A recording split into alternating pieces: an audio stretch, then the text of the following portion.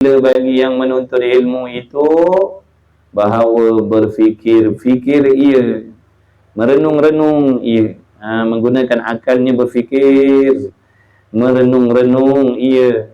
Pada demikian menuntut dan belajar itu, kerana bahawasanya menuntut ilmu itu dengan bermacam-macam pintu, dengan macam-macam pintu, macam-macam jalan, dan beberapa usaha dan bersungguh-sungguh yang banyak. Makna siapa saja yang terlibat menjadi penuntut ilmu akhirat, maka hendaklah dia merenung-renung, berfikir-fikir, merenung-renung, berfikir-fikir. Jalan menuntut ilmu ni banyak. Banyak ilmu yang nak kena belajar, dan perlukan usaha yang bersungguh-sungguh. Walaupun kita tidak duduk di pondok, walaupun kita tidak duduk di madrasah, walaupun kita bekerja, tapi ada kalanya kita menjadi penuntut ilmu. Masuklah tu. Masuklah tu. Ngaji di surau, ngaji di masjid, ngaji online, ngaji bertalaki, tak peduli. Masuk dalam erti kata orang menuntut ilmu. Jadi hendaklah kita yang menuntut ilmu ni khususnya berfikir dan merenung-renung bahawasanya dengan bermacam-macam pintu yang kita nak masuk dalam ilmu ni, macam-macam ilmu yang kita nak kena belajar ni, khususnya ilmu yang penting-penting di dalam meluluskan ibadat kita, yang dimaksudkan dengan ilmu fardu ain. Dan beberapa usaha, kena ada usaha. Di antara usahanya apa? Kena bagi masa. Itu di antara usaha nak menjadi penuntut ilmu. Kita kena fikir, kita mesti memberi waktu, mesti. Kalau tak ada waktu, macam mana kita nak belajar? Jadi kita kena fikir. Di antara benda yang kita mesti kena laksanakan, usaha, di antara usaha, mesti kita menentukan masa untuk menuntut ilmu. Mesti wajib mengkhususkan waktu-waktu tertentu supaya dapat kita menunaikan kewajipan menuntut ilmu. Kalau kita tak bersungguh-sungguh menentukan masa, nanti kita akan tertinggal ilmu yang wajib. Jadi memberikan masa, membuat jadual, mudah kita faham. Membuat jadual untuk belajar fardu ain khususnya hukumnya wajib. Kalau kita tak buat, hukumnya berdosa, maksiat, haram. Wajib. Mesti. Ikut masing-masing lah. Yang bekerja malam, dia ada waktu ngaji siang. Yang kerja siang, dia mesti tentukan malam. Tak kisah. Yang mestinya, yang pasti ada waktu supaya dia boleh belajar ilmu tadi. Kita tak boleh memberi alasan dengan tak boleh nak menghadirkan diri kuliah maghrib, merupakan itu lesen untuk kita tidak belajar. Tak boleh. Tak boleh. Saya bekerja, saya balik pukul 7, maknanya maghrib saya tak sempat nak pergi kuliah maghrib. Saya tak boleh jadikan alasan saya dimaafkan untuk tidak belajar kerana saya tak sempat nak mengaji lepas maghrib. Dah ada masa yang lain. Ada masa lain, bukan maghrib saja. Menuntut ilmu ni bukan wajib waktu maghrib. Wajib menuntut ilmu, masa tu ikut masing-masing lah. Sebab kita tugasan berbeza, tanggungjawab berbeza. Jadi tak boleh jadikan alasan aku tak payah belajar lah. Sebab apa? Bukan saya tak nak pergi belajar, nak pergi tapi balik kerja tak sempat nak pergi belajar. Kelas waktu maghrib, ada je kelas lepas isyak, ada je kelas tengah malam, ada je kelas duha, ada je kelas subuh, ada je kelas hujung minggu, betul? Itu sebenarnya alasan kita nak lari daripada perintah Allah. Itu nafsu. Nafsu dia memang macam tu. Nafsu dia memang helah dia. Dia akan cari helah macam mana nak meninggalkan perkara yang diperintahkan oleh Allah. Dia akan cari helah. Konon-konon macam relevan alasan kita. Konon-konon Allah akan maafkan kita. Dengan tak boleh belajar maghrib, waktu maghrib kita tak payah belajar langsung, sebab tak ada masa nak belajar lepas maghrib, jadi tak apalah. Allah tahu kita ada masa lain. Kadang-kadang kita memberikan waktu untuk membuat benda yang harus. Kadang-kadang kita memberikan waktu untuk buat benda yang sunat. Ni menuntut ilmu wajib. Nampak tak? Maknanya kita ditipu oleh nafsu gitu. Ditipu oleh nafsu. Contoh waktu ni contoh, waktu ni ada orang tak boleh belajar waktu maghrib. Tiba-tiba sekarang ni lepas Isyak ada kelas. Digunakan masa ni untuk sembahyang sunat contohnya. Digunakan masa ni untuk baca Quran sebanyak-banyak. Digunakan masa ni untuk bertadarus contohnya. Padahal dia tak ada masa yang lain untuk menuntut ilmu. Hukumnya haram. Dia salah menggunakan masa. Memang baca Quran tu bagus.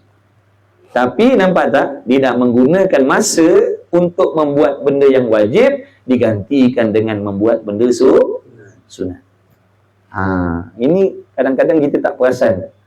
Berasa macam betul dah cara tu. Nampak tak halusnya permainan dia, halusnya tipu daya dia. Kita berasa betul dah. Tu ada kuliah maghrib, ada kuliah lepas Isyak pukul 10. Tapi sekarang ni aku nak baca Quran lah. Padahal baca Quran tu hukumnya sunat, bukan wajib. Tak berdosa tak baca Quran di luar sembahyang. Sepatutnya masa baca Quran tadi digunakan untuk hadir kuliah yang wajib. Itu jangan ditipu. Sebab tu suruh dekat dengan ilmu, baru kita nampak salah kita. Kalau kita tak belajar, kita rasa betul dah tindakan kita. Rupanya ditipu nafsu. Ditipu nafsu. Ada kadang-kadang waktu kita tengah mengajar ilmu fardu ain, ada yang baca Quran kat tepi-tepi masjid. Itu semua nafsu. Ditipu oleh nafsu. Dia berasakan dia baca Quran tu betul dah. Kena pada tempat dah. Dah salah. Tak kena pada tempat. Ada yang sembahyang sunat. Tengah-tengah kuliah fardu ain, padahal dirinya tak lepas lagi, duduk sembahyang sunat.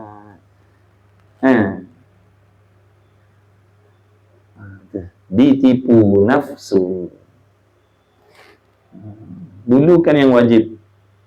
Nanti lepas kuliah, bacalah Quran. Lepas kuliah, sembahyanglah sunat. Macam tu cara. Kita bila tak ada ilmu, nafsulah yang jadi guru kita. Bila kita tak ada guru, nafsulah yang ajar kita. Kau buat macam ni, kau buat macam ni, kau buat macam ni, kau buat macam ni. Bila dah nafsu jadi dia punya nahoda dia, habislah, ke laut dah jawab ni. Dah memang nafsu ni, dia memang tak nak taat kepada Allah. Dia akan bawa kita entah ke mana-mana dia bawa. Tapi kita rasa betul lah. Aku buat ibadat, aku bukan buat maksiat. Aku baca Quran, aku sembahyang sunat. Rupanya tak kena pada tempat. 5 minit lagi nak masuk asar, kita nak buat sembahyang qabliyah asar, qabliyah zuhur. Waktu 5 minit lagi nak masuk asar, kita gatal-gatal nak sembahyang sunat qabli. Nafsu lah tu. Faham tak? Dia kalau ada ilmu, dia akan dulukan yang ini kalau aku sembahyang qabliyah ni sekarang memang tak sempat ni. Ini zuhur nanti sekarang boleh jadi terkeluar waktu ni. Maknanya dia kena kejar waktu zuhur dulu, bukan buat sunat qabliyah. Macam tu. Ibadat juga nampak tak ada. Tapi ibadat nafsu nama dia. Habis. Ibadat nafsu habis. Orang perempuan kalau suami balik rumah, dia rajin baca wirid, baca Quran, dia tahajud, nafsu. Nombor satu, dia kena muliakan, ta'zimkan suami dia. Pahalanya lagi besar daripada dia bertahajud, baca Quran, berqiyamul lail. Pahala dia khidmat pada suami itu lebih walaupun suami dia ajak teman saja tidur, bukan nak buat apa-apa, ajak teman tidur je, pahalanya lagi besar daripada dia bertahajud. Tapi orang perempuan tak tahu. Sebab tu kalau dia nak buat amalan sunat, minta izin terlebih dahulu. Minta izin dulu. Awak, saya nak buat amalan sunat, nak baca Quran, nak pergi tadarus, boleh tak? Suami dia kata, tak apalah, pergilah. Tak apa. Tapi kalau suami dia kata, tak apa, saya ada kat rumah ni, awak duduk je kat rumah, tak payah pergi tadarus kat surau tu. Mana boleh nak pergi tadarus ni, rugi kalau tak pergi tadarus ni. Nafsu. Nampak tak? Dia khidmat dengan suami di rumah tu lebih besar daripada dia pergi tadarus dengan kawan-kawannya di surau dan meninggalkan suami tadi. Tapi ramai tak tahu, ramai tak nak belajar. Maka ditipulah, diri kita ditipulah. Lalu kita pun beribadatlah dengan nafsu, bukan dengan ilmu. Bila ibadat dengan nafsu, sesatlah jalan, takkan sampai maksud dan tujuan. Nak mendapat redha Allah jauh sekali. Sebab tu ilmu nombor satu. Ilmu nombor satu. Daripada situlah nanti kita akan faham apa yang perlu kita buat, apa yang kita perlu kemudiankan, apa yang perlu didulukan, apa yang perlu kemudiankan. Tapi kalau tak ada, nanti kita jadi ikut nafsu macam tadi lah.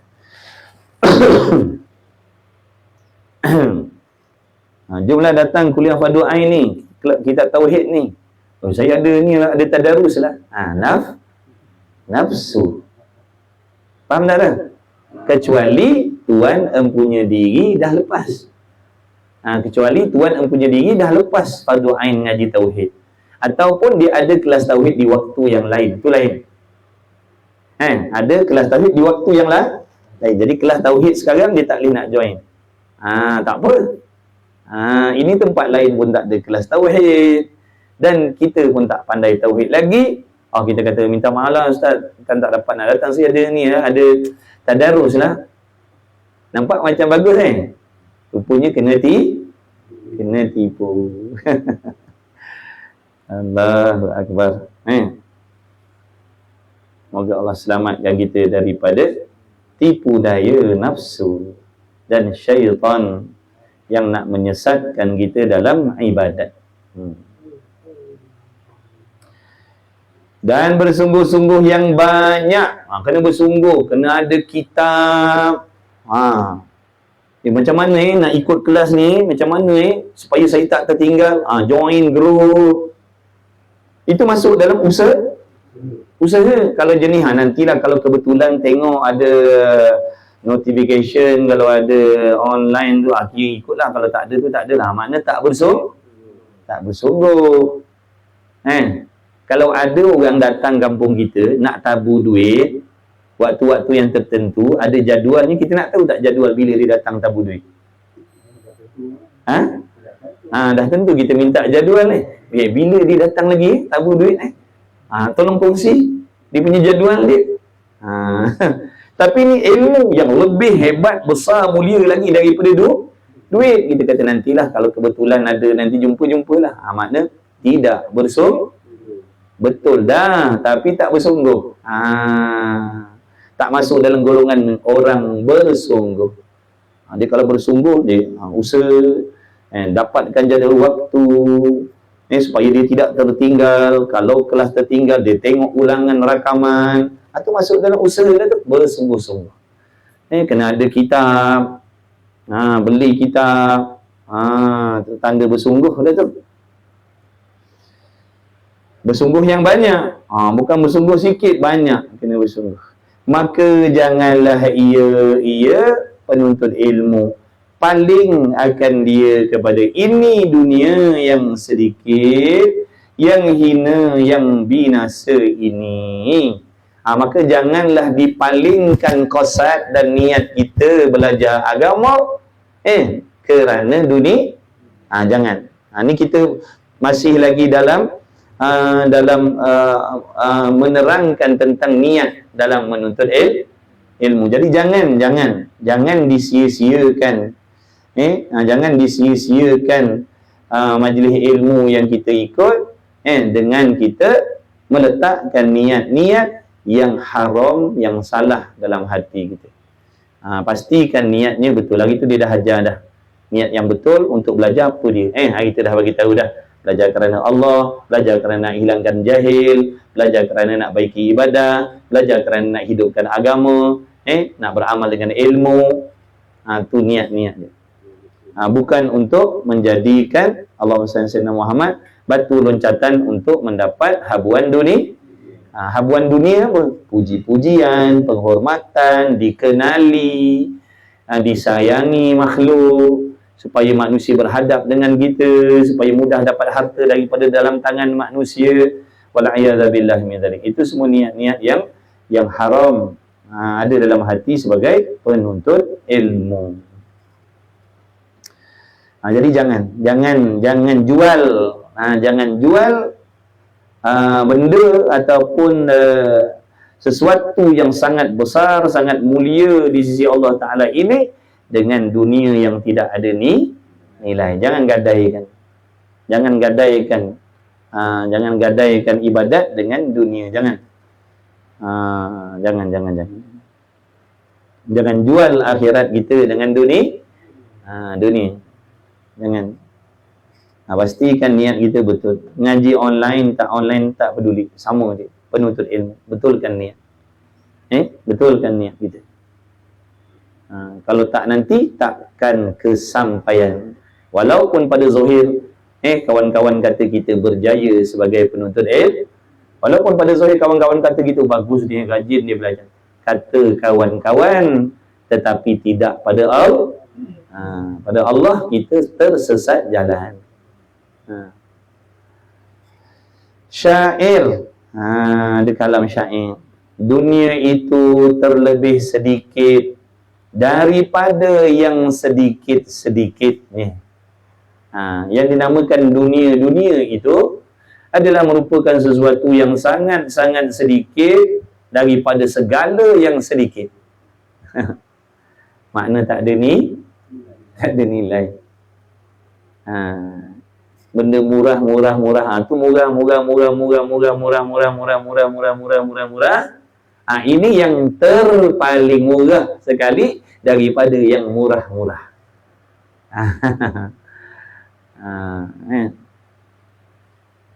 Ni lekeh.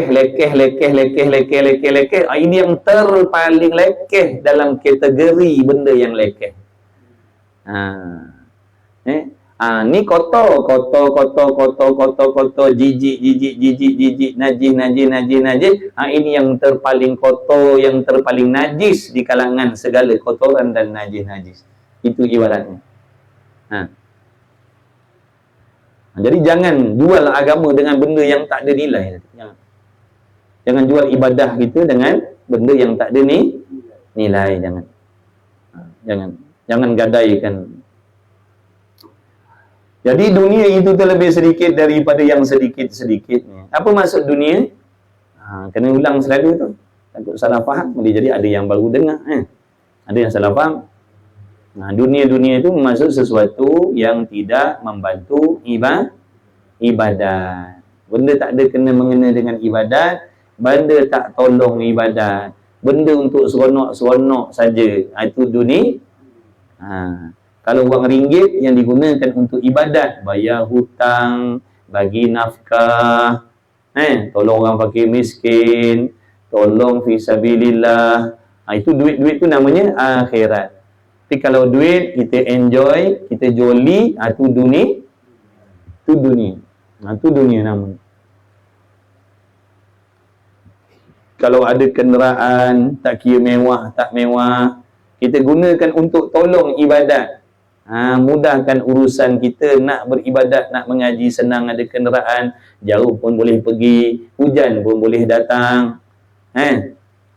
Maka kenderaan tadi semahal apapun, namanya akhirat. Faham tu? Kita ada basikal tua je, tapi kita bawa pergi jalan basikal tua kita, bawa pergi merayau merempit dah mana-mana. Namanya dunia, walaupun basikal tua. Salah yang nak dikatakan benda tu tadi dunia ataupun akhirat, tengok kembali kepada cara kita mentadbir benda tu. Kita perintah benda tu macam mana. Nikmat tu tadi kita perintahkan ke mana tu. Kalau perintahkan kepada ibadat, dia jadi akhirat. Kalau perintahkan kepada nafsu, dia jadi dunia. Dia jadi dunia. Dan yang rindunya itu lebih hina daripada yang hina-hina ni. Makna barang siapa yang dalam hatinya rindu dengan dunia, dalam hati rindu, tahu rindu? Rindu ni perasaan lah teringat aja. Isik-isik teringat aja. Nak tidur teringat, bangun tidur teringat, sampai terbawa dalam mimpi. Kalau sembang-sembang kan mesti teringat aja. Tu rindu. Maksudnya dalam hati kita ni rindu dengan sesuatu yang tidak ada hubung kait dengan ibadat. Kita ada kerinduan tentang sesuatu yang tak tolong ibadat. Nak sangat duit banyak ni supaya boleh enjoy, boleh mewah, boleh selesa hidup atas dunia. Teringat aja. Nak jadi macam tu. Faham tak ni? Mudah-mudahan dapatlah harta banyak, mudah-mudahan jadi kaya lah aku ni. Sebab apa tu? Boleh seronok-seronok lah nanti bila duit banyak, boleh macam-macam nak boleh dapat, boleh seronok pergi sini, pergi situ, duduk dalam mewah-mewah. Benda tak ada lagi. Tapi hati ni tadi rindu nak benda macam tu. Rindu nakkan dunia. Lain dia kata aku nak sangat lah harta ni supaya aku boleh zakat, aku boleh tolong fakir miskin, aku boleh bayar hutang-hutang aku contohnya, aku boleh tolong selesaikan hutang mak ayah aku contohlah. Itu akhirat. Ini dah kita rindukan benda-benda tadi. Dunia tadi makna rindukan, nak sangat khayalkan, dambakan, impikan harta kekayaan dengan niat nak bersenang itu namanya rindu dengan dunia sehina-hina daripada segala yang hina. Mana kita tu, kalau begitulah diri kita ni masuk dalam golongan orang yang hina daripada yang paling hina sekali. Na'udzubillah. Nak sangat. Nak sangat begini. Nak sangat begitu.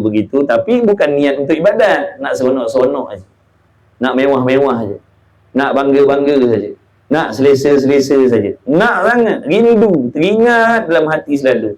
Itu yang dimaksudkan lebih hina daripada segala yang hina.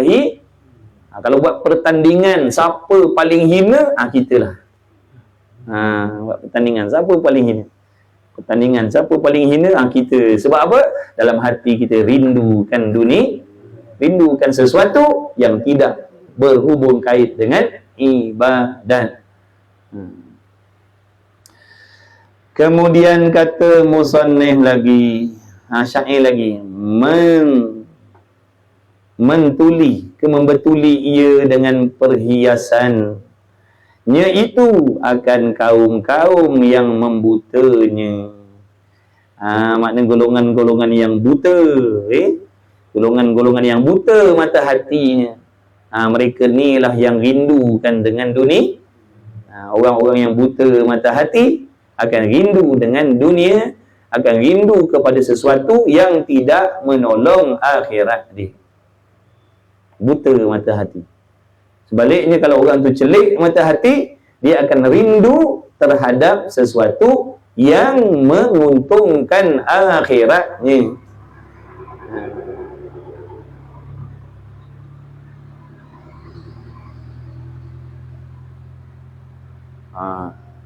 Dia nak sangat buat kebajikan.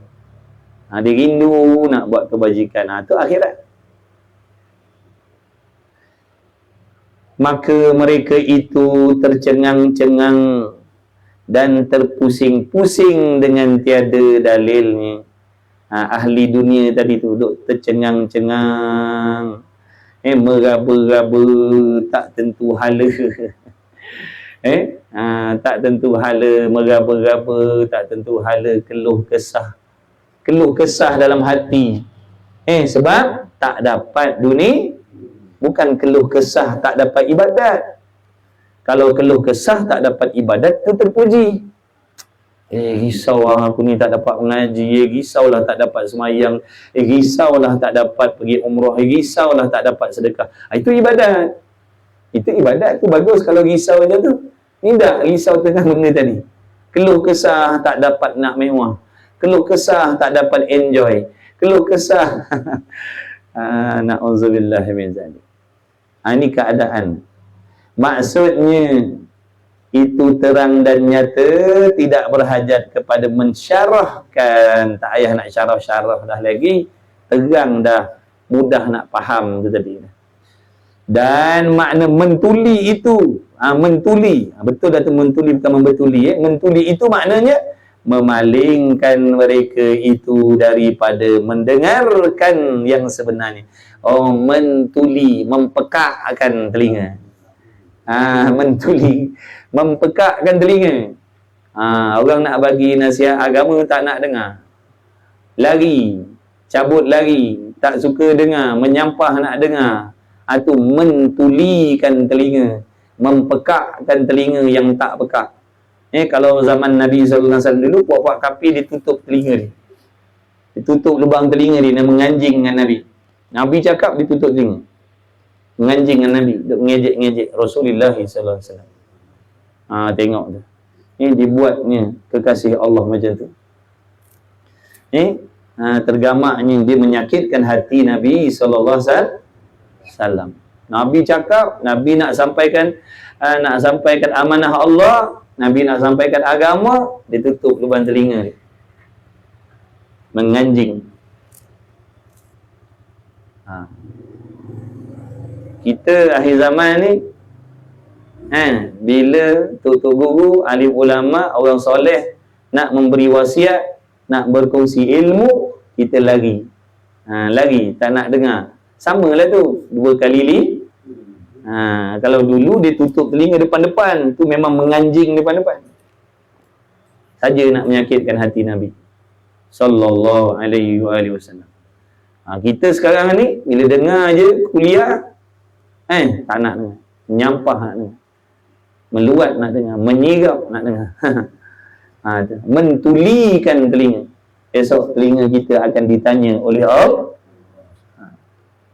Ni semua anggota kita ni akan naik saksi di hadapan Allah. Apa yang dia buat, semua dia akan cerita. Apa yang dia dengar, semua dia akan cakap. Dengar benda halal, dengar ilmu manfaat, dengar umpatan, dengar aib orang. Ni akan bersaksi di hadapan Allah. Dia akan cakap. Kalau kita tak nak anggota kita ni bersaksi di hadapan Allah terhadap segala dosa dan maksiat yang dia dah buat, 2 je cara dia. Yang pertama, bertaubat sungguh-sungguh. Yang kedua, jangan buat. Kalau kita tak nak anggota kita ni naik saksi di hadapan Allah dengan maksiat yang kita buat, ada peluang lagi untuk kita atas dunia. Yang pertama, taubat sungguh-sungguh daripada maksiat anggota yang kita dah buat. Taubat sungguh-sungguh, maknanya ikut syarat rukun. Belajar buat taubat kan. Kemudian yang kedua, pencin, cuci tangan daripada maksiat. Itu saja cara dia. Kalau kita tak sanggup buat 2 benda ni, besok di padang mahsyar, segala anggota kita ni akan ceritakan jahat yang pernah dibuat atas dunia ni. Semua lengkap. Sejak daripada kita akil balik sampailah sekarang, dia akan cerita. Pegang perempuan, tak pegang perempuan, sentuh perempuan, semua cerita lengkap, detail. detail berzina tak berzina, dia cerita semua. Mana kita nak lari? Ini saksi ni, ini semua saksi Allah ni. Telinga ni saksi Allah, kulit kita ni saksi Allah, bulu-bulu roma kita ni saksi Allah. Jadi kata Tuan Pengarang, kata dalam kitab Penawar Bagi Hati sana, kita ni bodoh, kita ni tak cerdik, kita ni tak bijak. Sebab apa? Sebab waktu kita buat jenayah dengan Allah, waktu kita buat maksiat, kita bawa saksi sekali. Sungguh tak? Nak pergi mencuri, ajak polis sekali, wartawan sekali. Cerdik ke tidak pencuri itu? Itulah kita. Sebab tu kita ni hamba yang bodoh. Kena ngaku kita bodoh, tak payah mengaku pandai lah kita. Memang bebal kita. Kita buat dosa, buat maksiat, bawa saksi Allah. Cerdik ke? Nak ngaku cerdik juga tindakan macam tu. Sebab tu, itulah hakikat kita. Tapi kita kalau hati sombong tak nak terima. Tetap kita rasa kita bijak. Padahal tindakan kita tindakan orang bodoh. Tapi mana pula bodoh, bijak. Bijak apa buat maksiat bawa saksi? Kalau bijak buat maksiat jauh daripada saksi, itu baru kata cerdik. Ni dah. Nampak tak? Betul lah tu ulama kata. Kita je yang tak nak terima hakikat jahat kita. Masih nak memuji-muji, masih nak berasa suci, masih nak rasa baik. Sombong kita ni, hati kita sombong, takabur. Dalam hati kita ada takabur. Tak nak merendah diri, tak nak mengaku hakikat diri yang banyak dosa, banyak lemah, banyak maksiat, banyak jahat, banyak jenayah dengan Allah. Masih nak kata dah aku baik, aku baik, aku soleh, yang jahat si anu, yang jahat si anu. Na'udzubillah. Bawa saksi. Yang tu dua cara.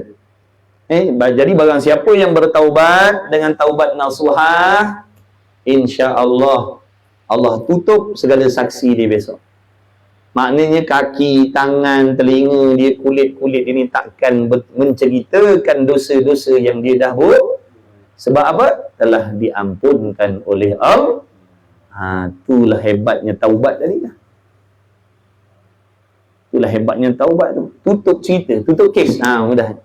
Siapa taubat dengan taubat nasuha, cukup syarat rukun, dia taubat dengan ilmu, bukan taubat dengan nafsu. Tutup kes. Dia takkan ceritakan jahat ni nanti di hari kiamat. Sebab Allah dah maafkan, Allah dah ampunkan dia. Tengok tu, Allah Maha Pengampun. Allah tak nak ungkit dah. Bila hamba dia bertaubat, Allah tak ungkit dah. Bila Allah dah maafkan hamba dia, Allah tak ungkit dah. Tak sama macam kita.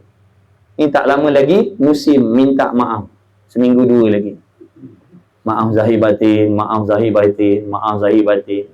Tapi bukan tak lepas tekuk pun, tak lepas leher pun, dekat lidah je pembohong.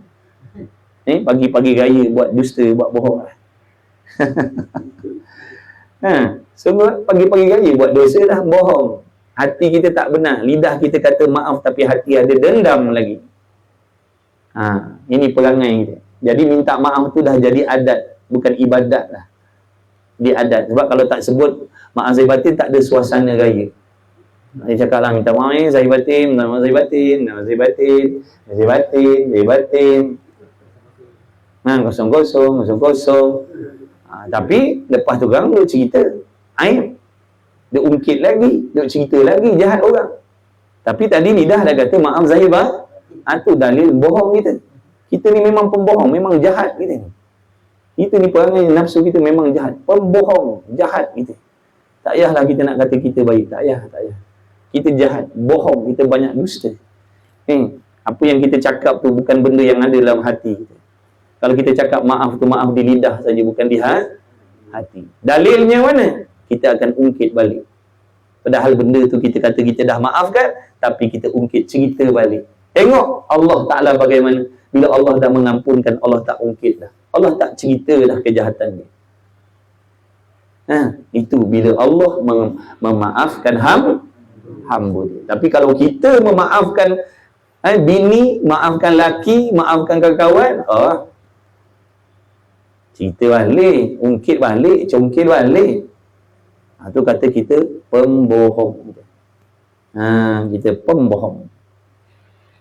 2 minggu lagi makasih batin. Dalam hati celaka kau. Bohong tak habis-habis. Jadi jangan jadi pembohong. Kalau maaf sungguh. Allah tahu kita maafkan sungguh-sungguh ataupun lakonan. Itu namanya riya. Saya kata saya maafkan kalian. Saya maafkan kalian semua. Lidah saya. Tapi dalam hati saya ada dendam lagi sebenarnya. Itu namanya riya. Sebab apa tu? Kerana saya cakap maaf saya batin tadi supaya orang menganggap yang saya ni dah melakukan kebaikan. Supaya orang kata saya dah melakukan kebaikan, iaitu memaafkan. Padahal saya saja membuat begitu, berkata begitu sebagai perhiasan luaran sahaja, supaya orang sangka yang saya baik. Padahal hati saya dendam lagi. Boleh faham tak tu? Mudah-mudahan ada perubahan. Tapi nak maafkan tak payah tunggu raya. Malangkan kita mati kan malangkan kita mati, tak payah tunggu raya. Nak maafkan sekarang. Jangan ada orang yang kita tak maafkan. Jangan. Orang yang tak nak memaafkan ni orang yang ada sombong dalam hati. Jangan. Bila kita ngaji, bila kita belajar, tak boleh ada sifat macam tu. Tak layak sifat dendam nak duduk dalam hati orang yang menuntut ilmu. Kita nak belajar ni supaya nak buang benda-benda tu. Kalau dulu sebelum belajar agama, sebelum hijrah kita pendendam, bila dah belajar tak ada dendam dah, jadi pemaaf dah. Barulah ada faedah ilmu yang kita belajar. Ini tak mengaji pun pendendam, dah mengaji pun pendendam. Apa tujuan kita mengaji? Kita nak apa? Na'udzubillah. Mudah-mudahan Allah bagi tahu taufik. Mudah-mudahan Allah bagi tahu taufik. Mudah-mudahan ilmu ni yang kita belajar ni mendatangkan tuah pada diri kita, bukan mencelakakan diri kita. Besok Allah tanya, kenapa kau tak maafkan? Kita nak jawab. Cica kita buat soalan lah, buat. Sebelum pergi padang mahsyar, besok Allah tanya kita, kenapa kau tak maafkan dia? Kita nak jawab. Dia jahat. Sebab dia jahat. Lepas tu, mana lebih besar jahat dia dengan kita, dengan jahat kita dengan Allah? Jahat dia dengan kita, dengan jahat kita dengan Allah, mana lebih besar? Jahat kita dengan Allah. Kenapa Allah boleh maafkan kita? Kenapa Allah boleh maafkan kita? Kenapa kita tak boleh maafkan orang lain? Kita lebih hebat daripada Allah. Kita lebih mulia daripada Tuhan. Satu ketika, kalau tak silap, ada seorang Nabi, saya tak ingat Nabi. Ada orang kafir di kebuluran, kelaparan. Jadi dia nak minta pada Nabi ni makanan. Nabi ni kata, tak boleh. Kalau nak makanan, kau kena masuk Islam. Kalau kau tak nak makan, kau tak nak masuk Islam, aku tak akan bagi kau makanan. Lalu Allah tegur Nabi tadi. Allah tegur Nabi tadi. Allah Ta'ala kata, berapa banyak dah maknanya hamba-hamba Allah, yang kafir Allah bagi Allah bagi makan, Allah bagi minum. Engkau baru hari ni orang kafir datang minta makan, kau kata jangan. Tak boleh.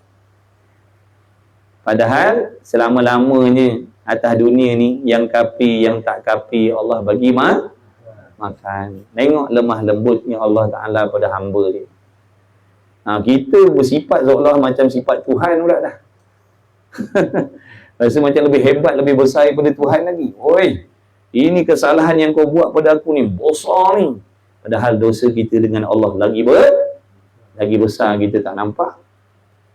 Nampak tak? Kena tiru sifat yang mulia-mulia. Bukan tiru maksud nak rebut sifat Tuhan dah. Kena contohi. Dia sebagai Tuhan pun begitu. Dia sebagai Tuhan, maksudnya bila kata Tuhan ni, sekali pun jangan buat salah dengan dia. Itu hak Allah. Sekali pun jangan buat silap sebab dia Tuhan. Tapi berapa juta kali kita buat salah dengan Tuhan, tapi tetap Allah memaafkan kita, tetap Allah bagi makan minum, betul? Ini kita memang selayaknya pun orang buat tak baik dengan kita, sebab kita tak ada kemuliaan pun.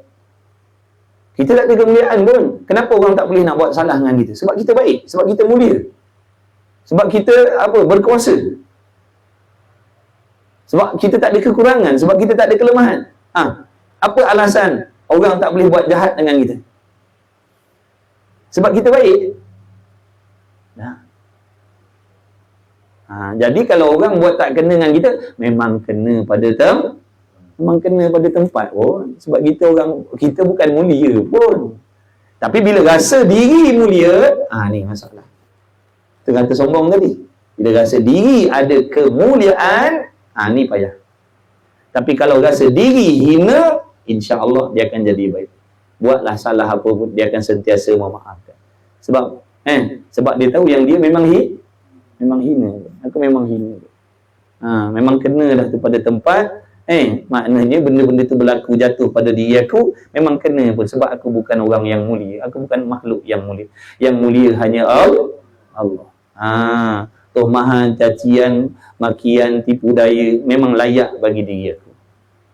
Tapi payahlah nak dapat hati yang macam tu. Payahlah nak dapat hati yang macam tu. Tu yang itu jadi dendam lah, jadi dendam. Sebab rasa mulia. Dalam hati ada sombong. Nabi bagi tahu dah, Nabi warning, ada sombong tak masuk syurga. Tak masuk syurga, qiyamul lail lah. Ngajilah tuan telak balik. Gilah haji tiap tahun. Bacalah Quran 2-3 juzuk.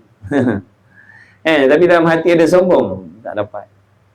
Kena buang. Sombong ni bila ada dalam hati, dia akan mencambahkan penyakit yang lain. Sombong ni biji benih dia. Segala kejahatan, kekejian, kecelakaan, tu biji benih dia, takabur. Bila kita semaikan takabur dalam hati kita, dia akan keluar macam-macam penyakit jahat tadi. Hasad, dengki, ujub, riya, takabur, dendam, macam-macam. Benih dia tu dah ada dah. Faham tak tu? Mana kalau nak buang benda-benda tu, kena cokeh buang benih yang nama sombong ni, kena buang. Baru insya-Allah tak ada dah penyakit-penyakit yang lain. Tapi selagi tak buang yang nama benih sombong tadi, bersiaplah hati kita dengan segala sifat yang mendatangkan celaka bagi diri kita. Riya, ujub, takabur, sombong, dendam, dengki, macam-macam ni. Itu puncanya sombong lah. Punca dia. Habis.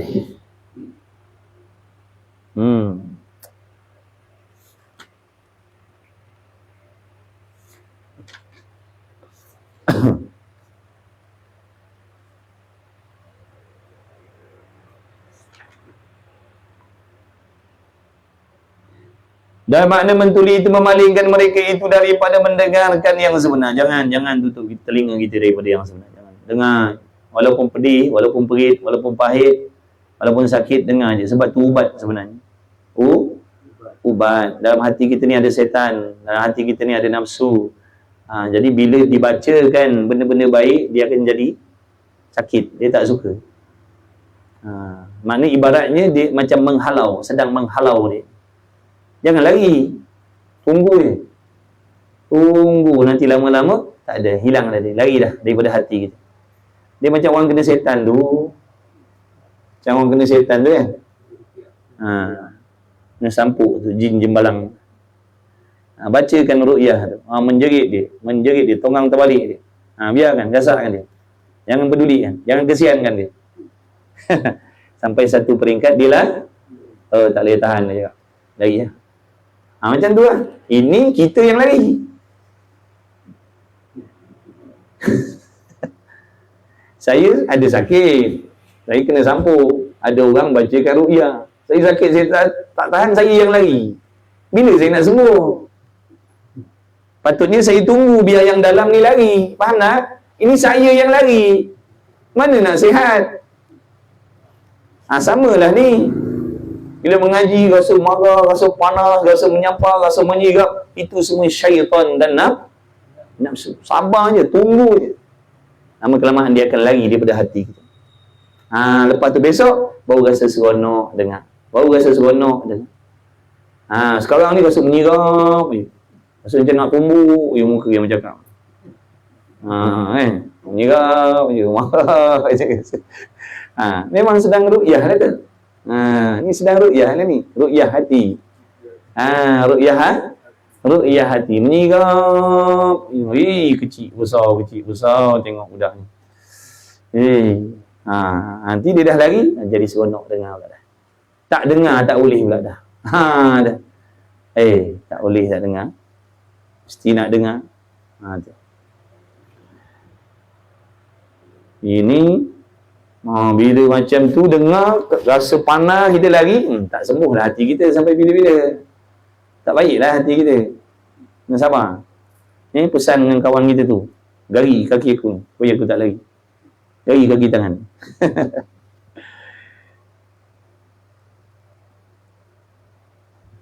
Dan makna membuta itu memperlindungkan mereka itu daripada nampakkan yang sebenar, daripada pekerjaan-pekerjaannya. Mana dia takkan nampak pekerjaan yang sebenar. Dia tak nampak.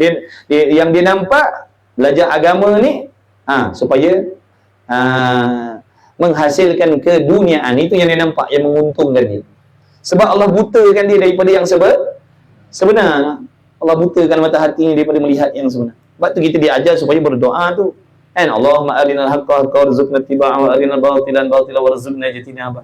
Ya Allah, tunjukkanlah kepada aku yang benar tu benar, dan rezekikan kepada aku supaya dapat membuatnya, melaksanakannya, dan tunjukkan kepada aku yang jahat tu jahat, yang salah tu salah, dan bagi taufik supaya aku boleh meninggalkannya.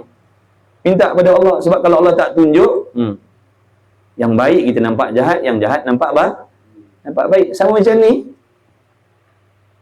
Saya tak nak ubah niat saya. Saya tetap belajar agama dengan niat supaya orang berhadap kepada saya. Sebab saya tak nampak kebaikan, kebenaran saya tak nampak. Saya nampak tu yang sebenarnya, padahal itu yang salah. Itu yang salah. Sebab tu saya tak boleh buang benda tu. Sebab saya nampak tu yang sebenar, padahal tu yang sesat. Tapi bila Allah dah bukakan mata hatinya, salah rupanya niat macam tu.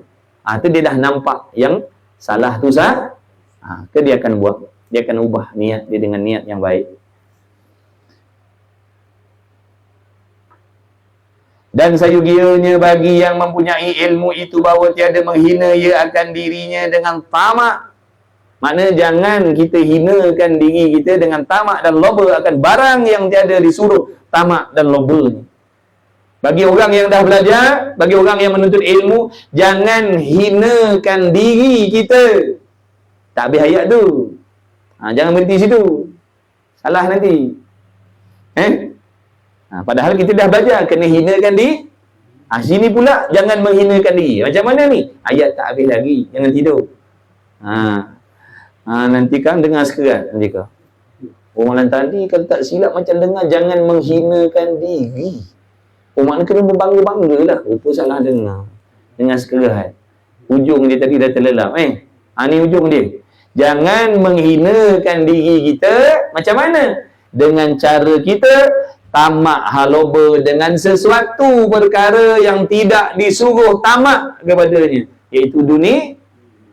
Jangan hinakan diri kita dengan tamak dengan dunia. Maknanya kalau kita belajar agama, dalam hati kita tamak dengan dunia, kita menghinakan diri sebagai penuntut ilmu. Faham tak dia? Boleh faham? Maknanya jangan hinakan diri kita sebagai penuntut ilmu dengan tamak kepada sesuatu benda yang Allah tak suruh tamak. Yang Allah suruh tamakkan ni ibadat. Yang Allah suruh tamakkan ni ilmu. Yang Allah suruh tamakkan ni akhirat. Ni kita tamakkan dengan dunia. Jadi bila kita tamakkan diri kita, hati kita dengan dunia, di situlah kita telah menghina diri kita. Kita telah menghinakan diri kita. Kita telah meletakkan diri kita di tempat yang paling hina dari kita. Bila dalam hati kita tamak dengan dunia, kita sedang meletakkan diri kita di sehina-hina tempat, di sehina-hina tempat daripada segala yang hina-hina. Jangan hinakan diri seorang yang menuntut ilmu dengan tamak haloba dengan dunia, jangan. Nak tamak haloba dengan ibadat, dengan ilmu, dengan amal, dengan akhirat. Itu disuruh tamak. Itu disuruh tamak. Tamak dengan ilmu, tamak dengan amal, tamak dengan zikir, tamak dengan istighfar, tamak dengan solawat, tamak dengan taubat, tamak dengan sedekah. Itu tak apa. Ini dah tamak dengan pujian, tamak dengan penghormatan, tamak dengan harta. Itu menghinakan diri. Ini adab orang menuntut ilmu. Jadi ada perkakas rupanya nak jadi penuntut ilmu ni. Ingatkan boleh main tadah sebarang je. Ingatkan boleh main tadah sebarang aja. Jom kuliah, jom. Jom mengaji, jom. Rupa ada dia punya perkakas yang nak kena ada. Nak menuntut ilmu pun kena ada ilmu nak menuntut ilmu. Nak cari ilmu tu sendiri kena ada ilmu dia. Bukan boleh main cari sebarang. Kalau tak nanti kan jadilah dia penuntut ilmu yang hina di sisi Allah. Orang lain jadi penuntut ilmu yang mulia di sisi Allah. Itu jadi penuntut ilmu yang hina. Sebab apa? Tamak dengan dunia. Dah lah mengaji agama, tamak dengan dunia dah. Na'udzubillah, moga Allah jauhkan. Amin ya rabbal alamin. Nak tamak dengan ibadat. Ibadat tak apa, ilmu tak apa, amal tak apa.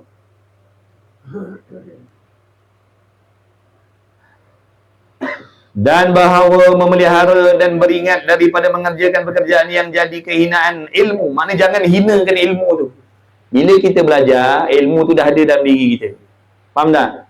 Ilmu ni benda muli. Jadi jangan hinakan ilmu tu dengan sebab kita cari tamakkan dunia tadi. Bila kita tamakkan dunia, kita menghina ilmu yang ada dalam diri kita. Bukan diri kita mulia, ilmu tu. Makna nak kena jaga ilmu. Sebab tu majlis ilmu ni majlis yang mulia. Majlis ilmu ni majlis yang penuh dengan adab-adab dia. Orang yang tak tahu saja mengatakan ilmu ni majlis ilmu ni majlis apa je, sembang-sembang macam tu je. Itu yang tak peduli tu. Tok Guru mengajar, luruhan tapak kaki kat muka Tok Guru. Kitab-kitab ilmu letak atas lantai. Kitab-kitab ilmu letak kat ibu jari kaki. Sebab apa? Dia tak tahu kemuliaan. Dia tak tahu kemuliaan. Jaga baik-baik. Apa sahaja yang bersangkut paut dengan ilmu, mulia. Kawan-kawan kita mulia. Sebab apa? Kawan-kawan kita menuntut ilmu. Sebab tu sebagai sesama penuntut ilmu kena jaga adab masing-masing. Jangan saling mengumpat, jangan saling berdengki, jangan saling berdendam, jangan saling mengata, jangan. Sebab kawan-kawan kita tu mulia dengan sebab dia tu ada ilmu. Jangan sumpah seranah kawan-kawan kita, jangan. Ni ngaji musuh. Apa saja yang sangkut paut dengan ilmu semua jadi mulia. Jadi jangan kita hinakan. Majlis ilmu mulia, maka jangan hinakan majlis ilmu. Jangan hinakan majlis ilmu, jangan. Dan ahlinya, nampak tak tu? Yang jadi kehinaan ilmu dan ahlinya ilmu padanya dengan bahawa menghantarkan ia dirinya pada tempat-tempat kehinaan. Maknanya orang bila dah belajar, dia ni ada kemuliaan. Tapi ingat, bukan suruh rasa mulia. Faham baik-baik jangan rasa mulia pula. Jangan rasa mulia pula. Dah belajar agama, jangan rasa mulia pula. Jadi, apabila seorang tu menjadi penuntut ilmu, maknanya dia tu orang yang mulia. Maka, jangan letakkan dirinya di tempat-tempat kehinaan. Apa tempat kehinaan? Melakukan dosa maksiat. Itu menghinakan. Mana tak layak, tak padan dengan dia orang menuntut ilmu. Lidah kuat mengumpat. Maknanya dia menghina dia menghina diri. Dia belajar pagi, petang, siang, malam. Tapi lidah suka mengumpat. Dia menghinakan ilmu. Faham baik-baik? Dia belajar agama. Tapi hati dendam, dia menghina ilmu. Dia mengkotorkan ilmu tadi. Dia yang mencemarkan kemuliaan tadi dengan dosa-dosa tadi. Dan keji-keji. Maka bahawasanya memeliharakan daripada ini perbuatan lazim. Lazim makna tak dapat tidak. Tak dapat tidak, walaupun kita bukan penuntut ilmu di pondok, di madrasah, walaupun kita penuntut ilmu sekadar mengaji secara online, walaupun kita penuntut ilmu sekadar mengaji di masjid surau, masuk dalam kata orang yang menuntut ilmu. Kena jaga juga. Yang di pondok, tak di pondok, bila belajar agama, kena pakat jaga diri, jangan menghinakan diri. Jangan. Jangan. Ini sesama penuntut ilmu Kalau yang memberi ilmu lebih-lebih lah. Dengan ulama lebih-lebih lagi lah. Ni dah ulama sumpah seganah sekarang. Betul? Jadi tak ada kemuliaan. Alim ulama, orang soleh hina, dimaki-maki, dihina-hina, diejek-ejek. Tak ada harapan. Na'udzubillah. Jaga baik-baik. Jaga adab kita. Jaga adab kita. Jaga adab kita. Jangan. Sebab tu apabila berlaku sesuatu perkara di sisi ulama, kita kena diam kerana dia lebih mengetahui. Kita bebal. Kita basuh berak pun tak pandai lagi. Betul? Kita nak atur rumah tangga kita dengan agama pun kita tak pandai. Jadi ulama kita kena hormat. Jangan. Dia lebih tahu. Dia lebih tahu apa yang dia buat. Ke kita lebih tahu? Kita berapa lama ngaji? 10 tahun? Kita kata tak kena ni. Tak kena tang mana? Kita ngaji berapa lama? Kita pun basuh dulu berak kemudian. Basuh dulu, kencing kemudian. Patut kencing dulu baru basuh. Kita basuh dulu baru kencing. Punyalah bebal je kita. Faham tak? Sebab tu jangan.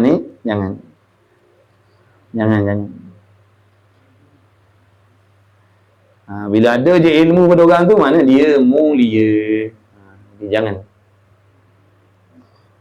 Sesama penuntut ilmu kena jaga adab, jaga akhlak.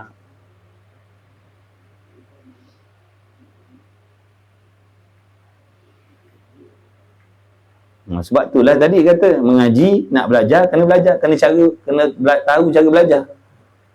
Ni tak, kadang-kadang pelajar agama sesama belajar tapi mengumpat, dia umpat dia, dia ceritakan aib dia ceritakan aib dia. Padahal masing-masing belajar ni. Nama tak? Tu tak tahu adab. Penuntut ilmu yang tak tahu adab menuntut ilmu. Jadilah macam tu.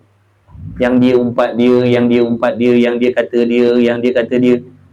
Tapi waktu mengaji, ngaji tasawuf sama. Ngaji tasawuf. Ngaji kita tasawuf sama. Ngaji tasawuf sama-sama. Apa tu? Dia mengkeji yang tu kejip. Tapi ngaji tasawuf sama.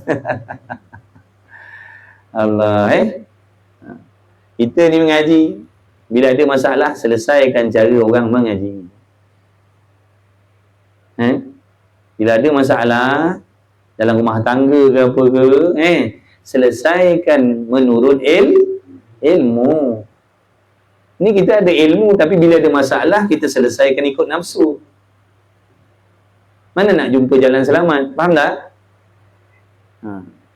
Kita tak dapat ambil manfaat. Belajar dah laki mengaji, bini mengaji. Bila bercekau, bila bergaduh, nak settlekan masalah, ikut nafsu masing-masing. Bodohlah dua-dua. Faham tak tu? Ni mengaji ni, laki mengaji, bini mengaji. Bila bertengkar, bila salah faham, selesaikan ikut nafsu. Dah apa faedah ilmu yang kita belajar? Sepatutnya gunakan ilmu tadi. Macam mana nak menyelesaikan masalah ni? Allah suruh buat macam mana? Tolak tepi lah. Pula dah.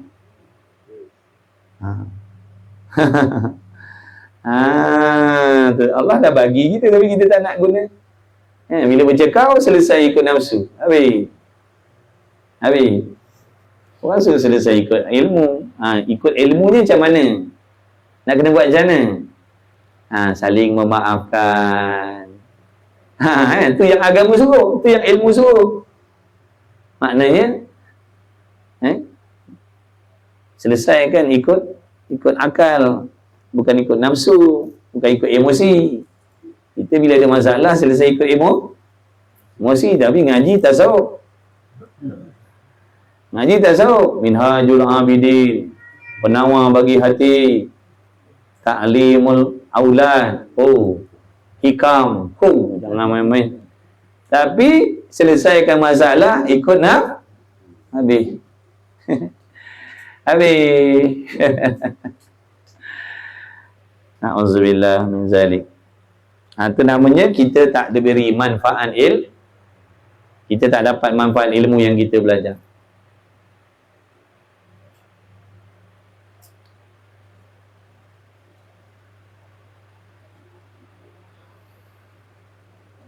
Maka bahawa saya memelihara daripada ini perbuatan lazim, mesti supaya tidak melazimkan menghinakan ilmu dan ahli. Kena jaga. Bila kita dah belajar, kena jaga diri kita. Jangan menghinakan diri kita dengan maksiat. Jangan hinakan diri kita dengan dunia tadi. Tapi ingat bukan suruh rasa muli. Faham baik-baik tu. Tu sikit dia tekan kali salah tu sekarang. Dah berasa mulia pula dah. Habis, wallahu a'lam. Dah lah. Jadilah satu kitab je. Sekarang kalian nak balik berehat, nak qiyamul lail lagi, macam-macam lagi. Jadilah. Mudah-mudahan Allah memberi manfaat. InsyaAllah. Jadilah. Alhamdulillah. Mudah-mudahan di lain-lain masa Allah pilih lagi kita duduk dalam majlis ilmu. Mudah-mudahan dengan keberkahan kemuliaan majlis ilmu, dengan keberkahan kemuliaan Nabi Muhammad SAW, dengan kemuliaan bulan Ramadan, dengan kemuliaan malam-malam Ramadan, dengan kemuliaan para malaikat yang diutuskan oleh Allah di dalam majlis ilmu. Mudah-mudahan sekalian kita, anak isteri kita, ahli keluarga kita, ibu bapa kita, ibu bapa mertua kita, diampuni oleh Allah Subhanahu wa taala.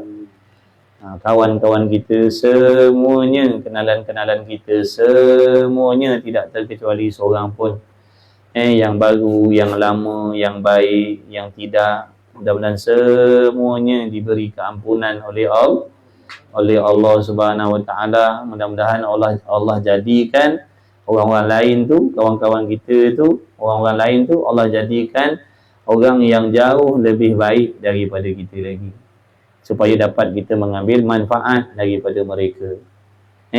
Mudah-mudahan Allah jadikan kawan-kawan kita jauh lebih baik daripada kita lagi, supaya dapat kita mengambil manfaat daripada mereka. Mudah-mudahan Allah lahirkan daripada diri kita ahli keluarga dan keturunan kita.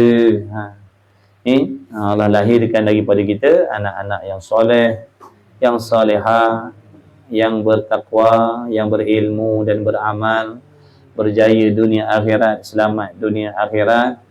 Mudah-mudahan Allah Ta'ala memberi kepada kita umur yang berkat. Mudah-mudahan Allah Ta'ala memberi kita rezeki yang berkah, nikmat yang berkah, kawan-kawan yang berkah, ahli keluarga yang berkah. Mudah-mudahan Allah Subhanahu wa taala tidak meninggalkan kita. Mudah-mudahan Allah Ta'ala tidak melupakan kita.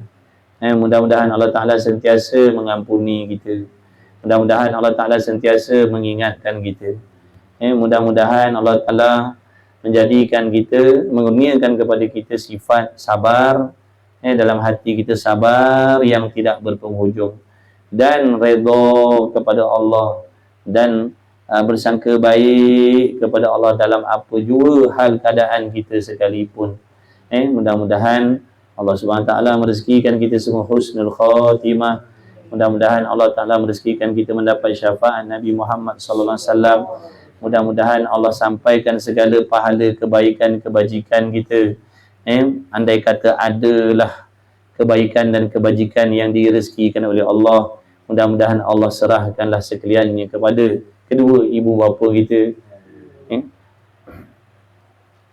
yang sangat-sangat banyak membantu kita, menjaga kita, mendoakan kita. Tak boleh kita tak nak balas dengan apa tak boleh nak balas. Mudah-mudahan Allah bagi setiap pahala amal kebaikan kita, Allah hadiahkan, Allah sampaikan kepada ibu bapa kita. Mudah-mudahan kalau ada yang masih hidup ataupun yang dah pergi, mudah-mudahan Allah Ta'ala menempatkan mereka, andai kata yang dah pergi, mudah-mudahan Allah Ta'ala menempatkan mereka di kalangan orang-orang soleh, di kalangan wali-wali Allah. Mudah-mudahan Allah Ta'ala jadikan maqam-maqam mereka, alam barzah mereka, taman-taman syurga yang indah, yang sangat-sangat indah, taman daripada taman-taman syurga. Mudah-mudahan ya Allah. Kita ni banyak banyak menyusahkan mak ayah kita. Mudah-mudahan Allah Ta'ala membalas segala pengorbanan mak ayah kita, kesusahan mak ayah kita. Tak terkecuali masuklah ibu bapa mertua kita sekali, masuk sekali semua. Mudah-mudahan Allah Ta'ala meredai, merahmati mereka semuanya. Amin ya Rabb. Dan kawan-kawan kita, ada yang dah pergi, kawan-kawan kita ada yang dah tak ada, kawan-kawan sepengajian kita ada yang dah tak ada. Dan mudah-mudahan Allah menyampaikan segala kebaikan kita kepada orang yang banyak berbuat baik kepada kita. Siapa sahaja pun tak peduli. Mudah-mudahan Allah menyampaikan segala kebaikan, kebajikan kepada mereka yang berbuat baik kepada kita, sama ada secara terang ataupun dalam diam. Mudah-mudahan. Amin ya Rabb. Mudah-mudahan Allah Ta'ala mengeluarkan diri kita daripada sebarang jenis permasalahan.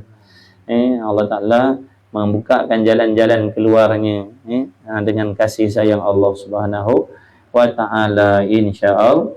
InsyaAllah nanti jumpa lagi lah minggu depan lah, kat sini lah, dekat sini mudah-mudahan.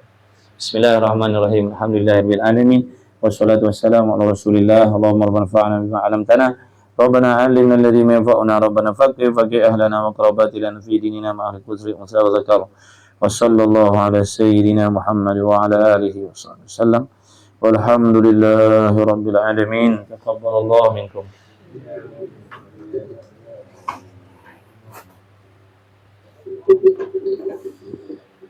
Alhamdulillah. Apa Mori? Apa lagi?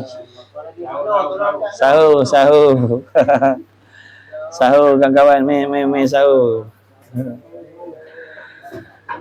Insyaallah. Sahur. Terima kasih kawan-kawan. Kawan-kawan semua, terima kasih banyak. Wah, ni apa bahan ni? Amin ya Allah. Terima kasih semua. Minta maaf tak mampu nak sebut nama kalian seorang-seorang. Tapi jangan risau, malaikat catat dah nama kalian semua, insya-Allah. Baik, bismillah. Tafadhal. Siapa yang ada urusan, silakan. Berehat ke, bertadarus ke, tidur ke, nanti kalian nak bangun tahajud, macam-macam lagi aktiviti malam-malam Ramadan ni. Moga dipermudahkan. Amin. Sila, bismillah. Terima kasihlah yang join, terima kasih banyak.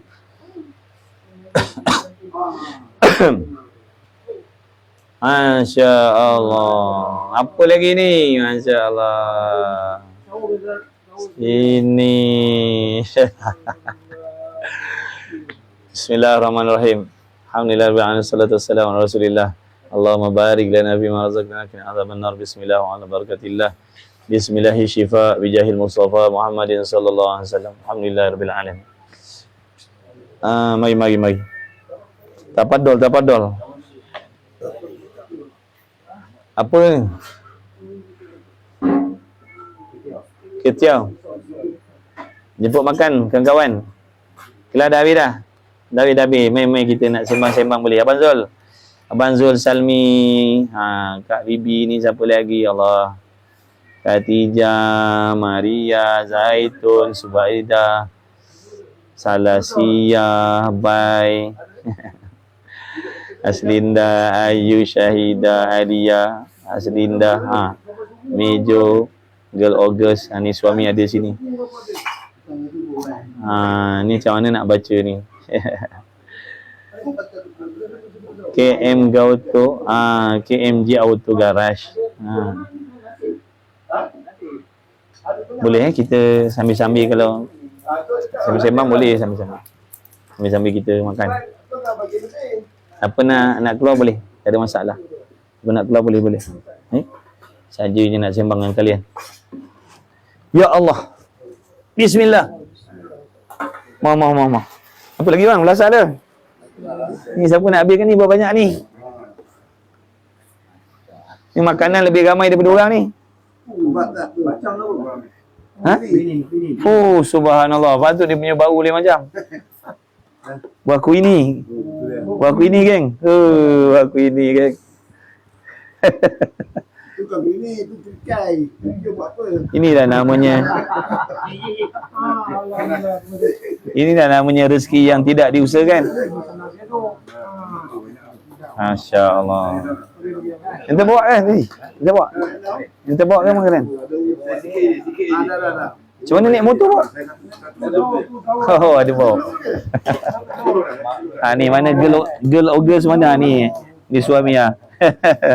Bawa macam-macam hidangan, alhamdulillah. Allah mak mentu ke salam ni, ke salam. Kicap.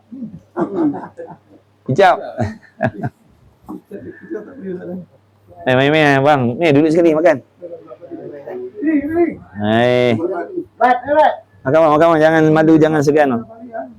Mari. Bat. Allah. Ni waktu soru lah. More. Azman.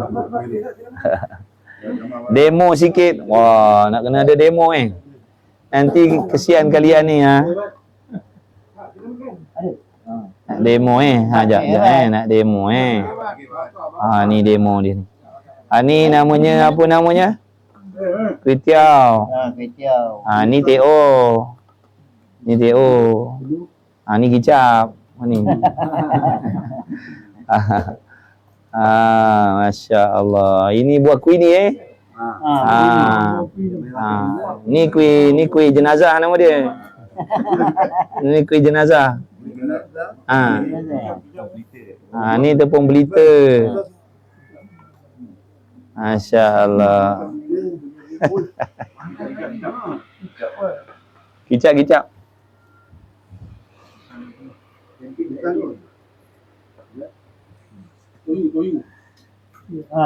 Jemput kawan-kawan. Telur mata. Apa telur mata? Angsa malam ni mana bang angsa? Ada yang tanya. Angsa dah masuk kandang. Tuan dia.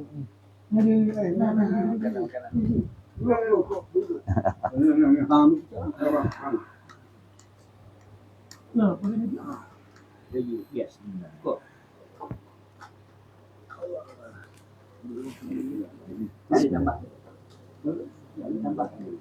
Bat. Apa makan sikit?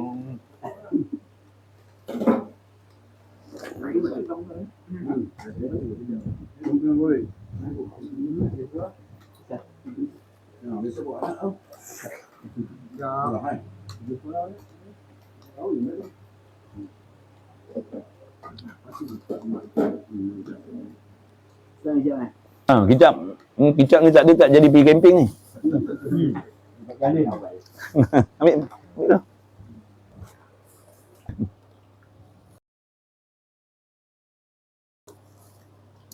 Kalian dah more belum? More lah sambil-sambil. Kelas dah habis dah, boleh rehat-rehat. Tembikai sedap. Tembikai memang sedap. Manis tembikai.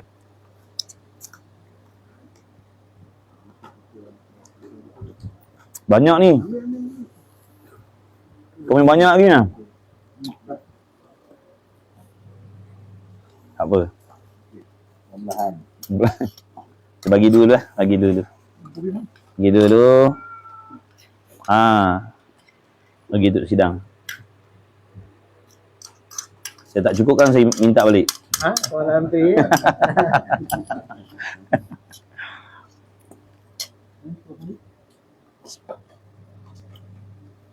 Nama Bob. Banyak lagi Bob. Dah. Ha? Jumpa lagi. Assalamualaikum warahmatullahi wabarakatuh. Jumpa lagi insya-Allah Nanti jumpa lagi insya-Allah. Oh, tentang apa tu?